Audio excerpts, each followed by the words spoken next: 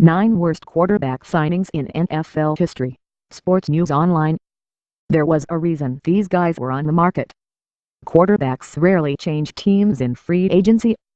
That's because if you have a good one, it's standard operating procedure to re-sign that player, no matter the cost. But some quarterbacks do hit the market, and some of them work out in their new homes. Others not so much. Here are the 9 worst free agent quarterback signings in NFL history. 9. Delhomme, Browns. There was a reason the Panthers let him go.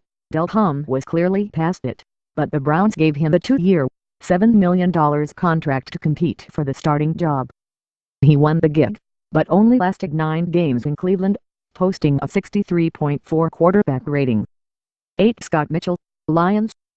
Mitchell was Dan Marino's backup in Miami, and when Marino went down in 1993 with a torn Achilles tendon, Mitchell came in and played fine in 7 games, going 133 for 233 for 1,773 yards, 12 touchdowns, and 8 interceptions. The Lions liked what they saw and handed him a 3-year, $11 million deal. Mitchell completed 48.4% of his passes in his first year in Detroit, but after the big 1995, he earned himself the second deal with the Lions. In 5 years in Detroit, he had a QB rating of 79.2. 7. Jeff George, Washington. George was coming off a good 1999 in Minnesota and was nearing re-signing there, only for the Vikings to balk and lowball him at the last minute. George took a big 4-year, $16 million deal to be Brad Johnson's backup in Washington. He saw action in his first year, but the relationship quickly became strained. He won 1 game in 2 years and never saw an NFL field again despite signing with 3 different teams. 6. Kerry Collins, Raiders. Collins was released by the Giants after the 2003 season and found a new home in Oakland with a 3-year, $16.8 million deal, as a backup. You'd think someone would have learned from the Jeff George deal. Collins became the starter after an injury to Rich Gannon, but only won 7 games over the next 2 years, throwing 32 interceptions before being released in 2005. 5. Neil O'Donnell, Jets.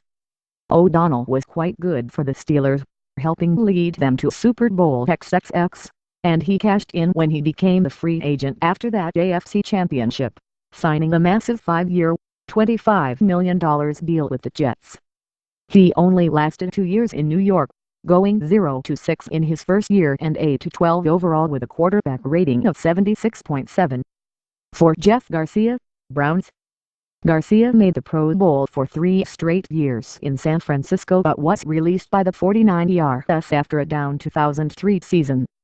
Despite the fact that he was considered expendable by a team that started Tim Brady and Ken Dorsey the next year, the Browns signed Garcia to a whopping 4-year, $25 million deal.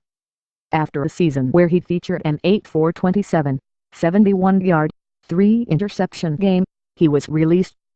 3. Elvis Graham back, Ravens. The Ravens had just won the Super Bowl, but they thought it prudent to sign Graham back to be their starting quarterback, handing him a 5-year, $30 million deal. He lasted a year. The Ravens paid him $11 million. To Brock Osweiler, Texans. This one has a great chance of going to number 1 soon.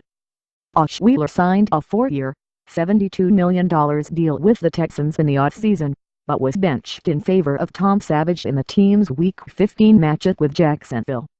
Savage was named the starter for the Texans' Week 16 game as well, despite the fact that the Texans were deep in the playoff hunt. Osweiler had thrown 14 touchdowns to 16 interceptions before his benching with a paltry 4.8 adjusted yards per pass attempt.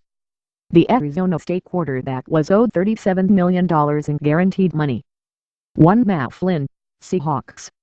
1 game, 1 glorious 6-touchdown game at the end of the 2013 season, netted Flynn a 3-year deal worth $27 million from the Seahawks. The Packers just wanted to rest Aaron Rodgers, but they ended up making Flynn 7 figures. Flynn then lost out on the Seahawks